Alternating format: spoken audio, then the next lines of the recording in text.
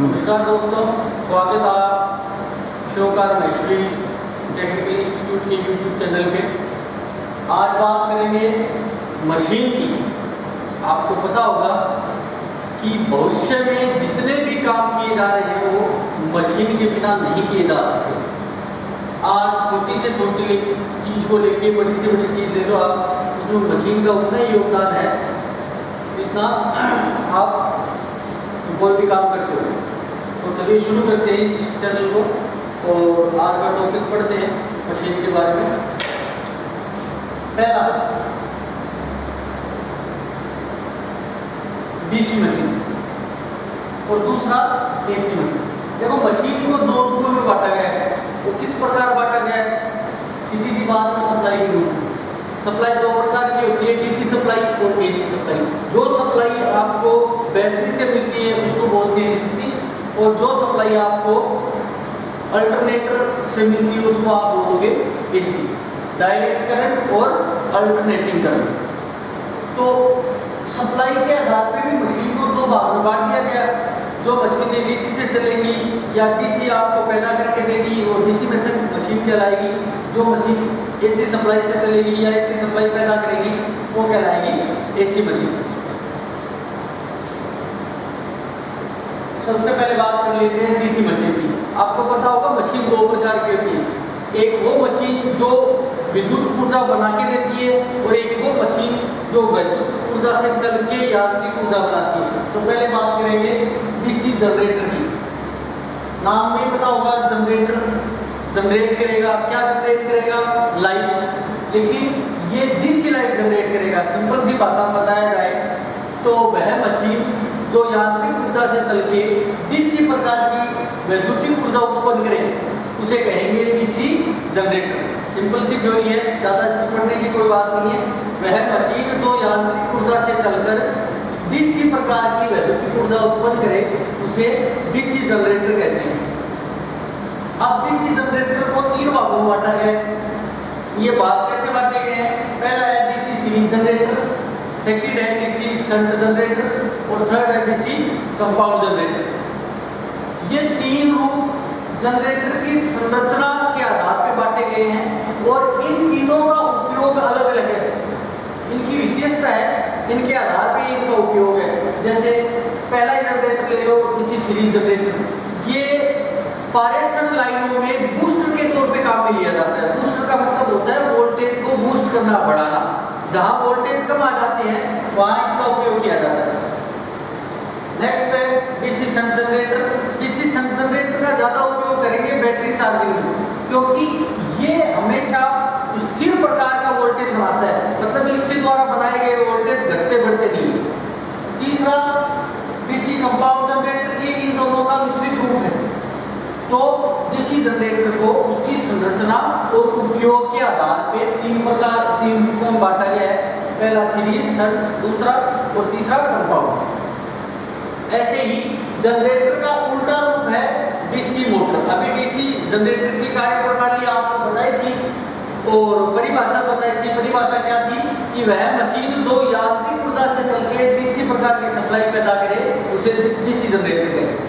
लेकिन यहाँ DC motor में इस परिभाषा को उल्टा कर देना है कि वह मशीन जो डीसी सप्लाई से चल के यांत्रिक ऊर्जा पैदा करे उसे डीसी मोटर कहते हैं। डीसी मोटर को भी कार्य प्रणाली, संरचना और उपयोग के आधार पर तीन रूपों में बांटा गया है: DC series motor, shunt motor और कंपाउंड मोटर। अब आप सोचोगे कि जनरेटर के भी ये तीन रूप है जबकि मोटर के भी ये तीन रूप है, तो फर्क क्या हुआ? हाँ जी, बिल्कुल कोई फर्क नहीं होता। डीसी, अगर आपके पास में कोई डीसी प्रकार की मोटर है तो उसे आप जनरेटर के रूप में काम में ले सकते हो, और अगर आपके पास में डीसी प्रकार का जनरेटर है उसको आप मोटर के रूप में काम में ले सकते हो। ये फॉर्मूला केवल डीसी मशीनों पे ही लागू होगा, एसी पे लागू नहीं होगा। इनका कारण है कि इनके अंदर जो फील्ड वाइंडिंग स्थापित होती है वो होती है फील्ड पोल पे, मतलब उभरे हुए भागों पर। इसके कारण किसी भी मशीन को, डीसी मशीन को जनरेटर या मोटर दोनों रूप में काम में लिया जा सकता है। ये थी आपकी DC machine. Next AC machine. जैसे आपने डीसी मशीन को दो रूपों में बांटा, जनरेटर और मोटर, वैसे ही एसी मशीन को भी दो ही रूपों में बांटेंगे। पहला एसी जनरेटर और दूसरा एसी मोटर। एसी जनरेटर को साधारण भाषा में या टेक्निकल भाषा में आप अल्टरनेटर भी बोलते हो। अल्टरनेटर का मतलब है वह मशीन जो यांत्रिक ऊर्जा से चल के ऐसी प्रकार की वैद्युतिक ऊर्जा उत्पन्न करे, उसे अल्टरनेटर कहेंगे।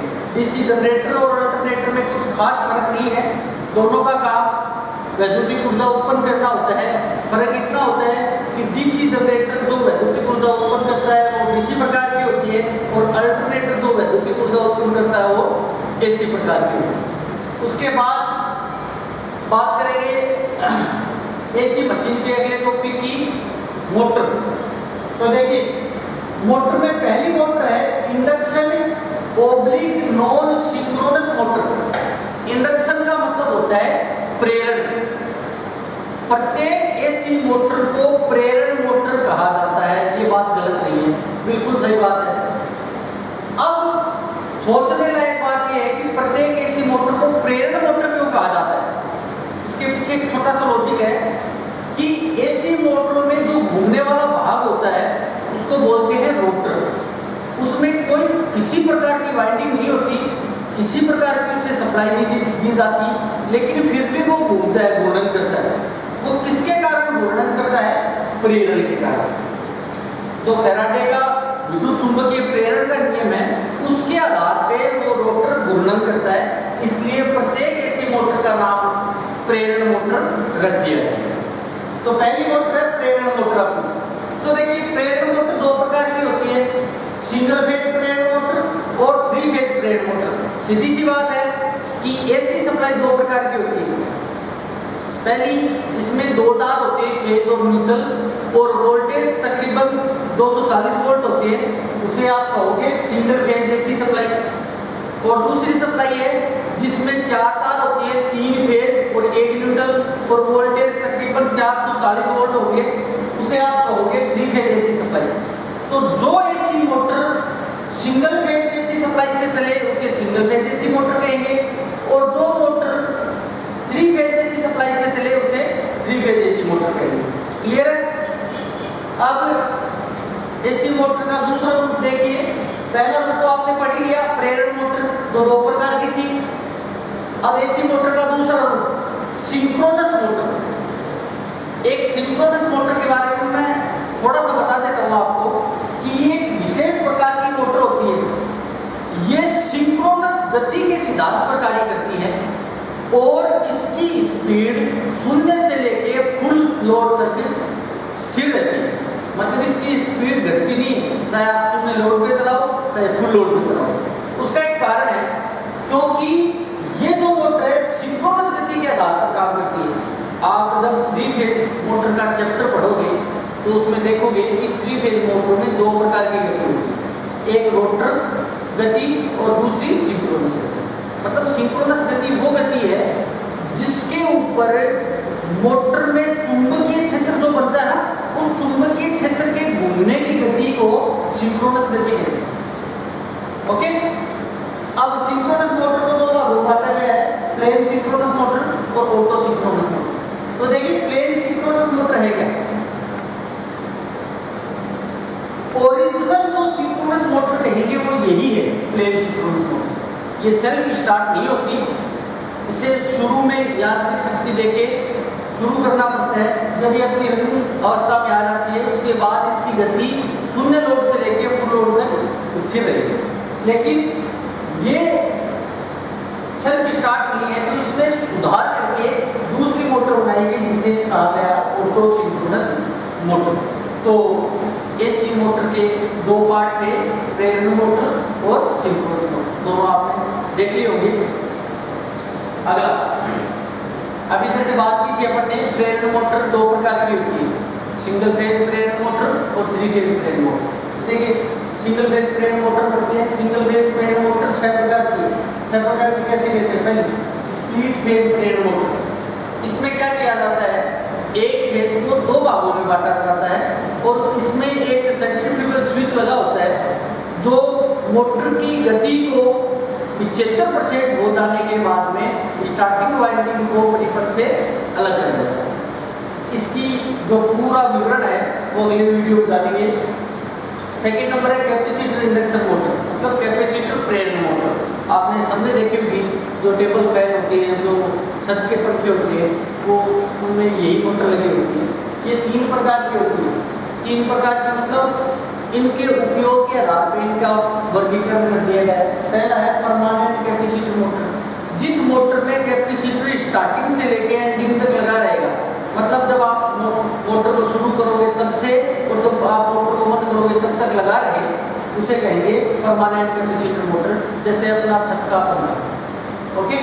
Second number capacitor start motor, नाम से पता चल गया होगा कि इस मोटर में कैपेसिटर केवल स्टार्टिंग टाइम में काम करेगा, उसके बाद में सेंट्रीफ्यूगल स्विच इस स्टार्ट कैपेसिटर को मोटर के परिपथ से बाहर कर देगा।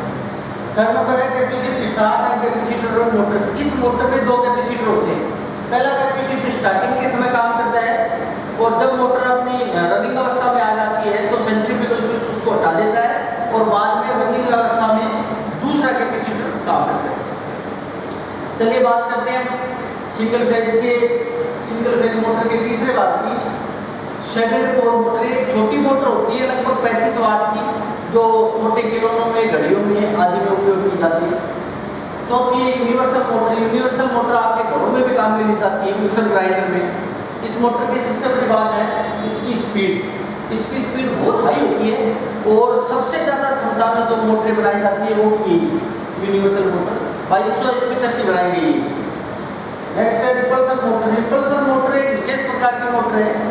क्या किया जाता है, इसमें जो कार्बन ब्रूस होते हैं कम्यूटेटर पे लगे हुए, उन दोनों को शॉर्ट कर दिया जाता है और फिर ये एक प्रेरण मोटर के रूप में काम करती है।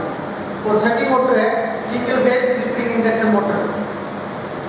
इसके बारे में आप अगले पीपीटी में बताएंगे, आप ध्यान रखना। Single phase slip ring induction motor, single phase motor आपकी कंप्लीट हो गई। प्रेरण मोटर का दूसरा रूप है 3 फेज इंडक्शन मोटर। स्पेलिंग में थोड़ी सी मिस्टेक है, माफ करिएगा।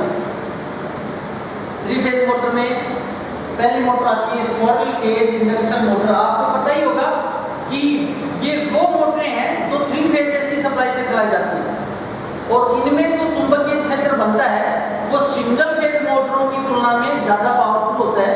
ठीक है, तो इसका नाम यही क्यों पड़ा, गिलहरी पिंजरा प्रेरण मोटर ही क्यों पड़ा?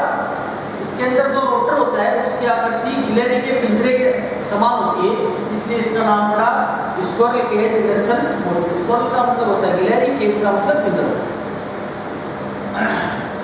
इसमें रोटर के आधार पर इसको 2 भागों में बांटा गया है, याद रखना आपको, ये कोई अलग चीज नहीं है।